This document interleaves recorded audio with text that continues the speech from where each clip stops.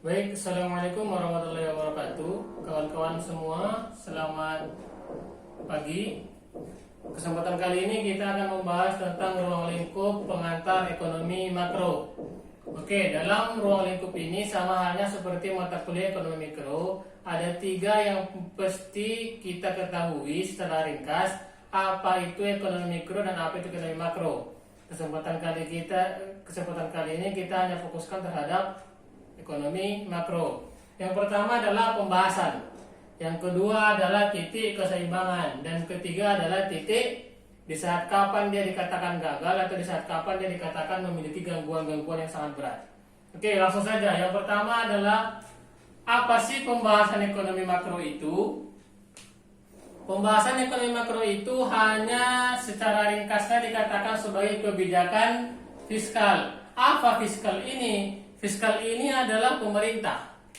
Jadi, kalau dikatakan apa itu kebijakan fiskal, sama artinya dengan apa itu kebijakan pemerintah.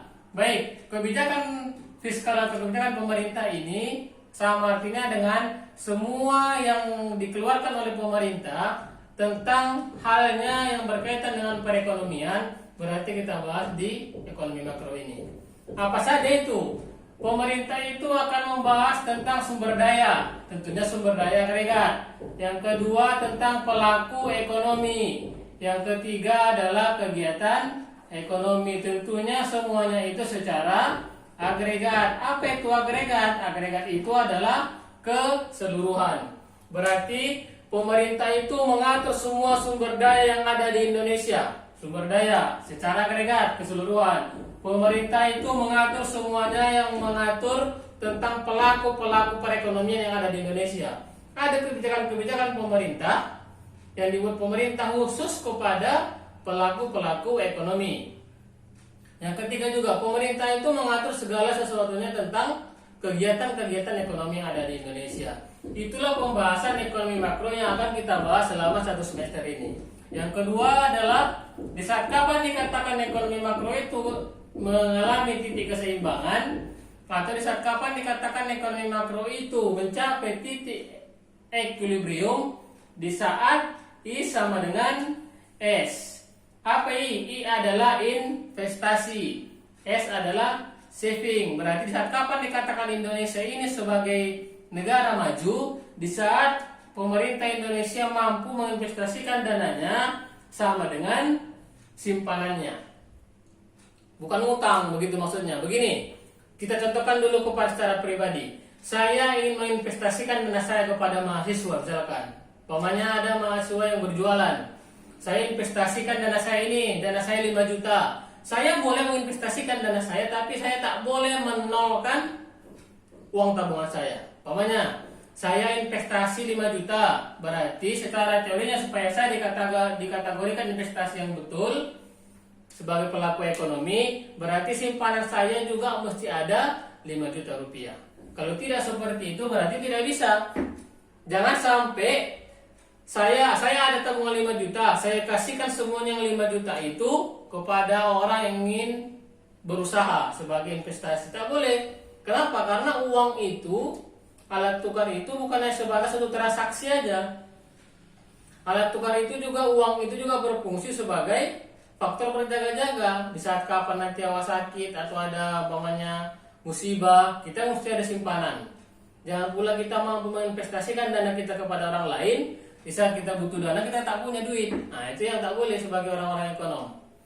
Jadi, di saat kapan dikatakan kita sebagai orang yang betul, orang yang benar, saat kapan dikatakan negara itu sebagai negara yang sukses, negara maju, di saat mampu menginvestasikan dananya, yang dimana dana itu tak boleh dihabiskan dari uang tabungan. Seperti tadi dicontohkan, kalau 5 juta diinvestasikan, berarti setidaknya 5 juta pun atau kurang lebih mirip-mirip mesti ada uang di tabungan kita. Ya, itu yang kedua untuk pembahasan ekonomi makro. Yang ketiga, terakhir, pembahasan ekonomi makro itu membahas di saat kapan terjadi titik non-equilibrium. Titik non-equilibrium itu di saat kapan dikatakan ekonomi makro itu, atau di saat kapan dikatakan pemerintah itu, di saat kapan dikatakan suatu negara itu gagal. Sama artinya dengan non equilibrium itu di saat terjadinya unemployment atau pengangguran. Pengangguran itu berarti banyaknya orang-orang rakyat masyarakat itu yang tidak memiliki pendapatan untuk memenuhi kebutuhan hidupnya. Dan di saat kapan dikatakan itu inflasi? Semua negara memang itu mengalami keduanya ini. Semua negara memiliki pengangguran. Semua negara memiliki inflasi. Unemployment artinya pengangguran. Inflasi artinya kenaikan harga secara terus-menerus. Ya, jadi apabila semua negara mengalami ini, tetapi tergantung negaranya, mana kira-kira seperti Indonesia kita contohkan. Di Indonesia kira-kira lebih parah mana? Lebih parah pengangguran atau inflasinya? Kan begitu. Secara kasat mata kita bisa melihat kalau Indonesia itu lebih parah penganggurannya, terlalu banyak pengangguran. Kenapa? Karena salah satu penyebab terbesarnya adalah kepadatan penduduk.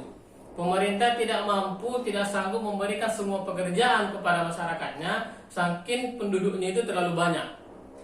Terlalu padat, sudah melebihi dari cukup. Jadi pemerintah pun tak sanggup memberikan semua pekerjaan kepada masyarakatnya, beralhasil terjadilah banyak pengangguran.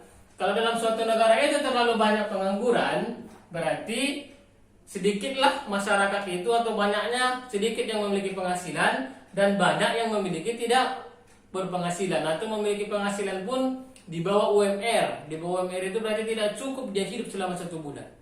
Berarti dikategorikan masyarakat miskin, kan begitu.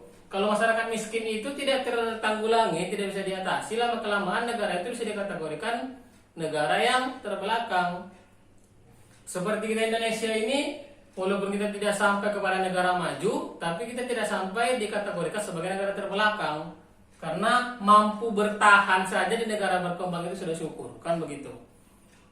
Yang kedua adalah inflasi. Inflasi ini adalah kenaikan harga secara terus-menerus.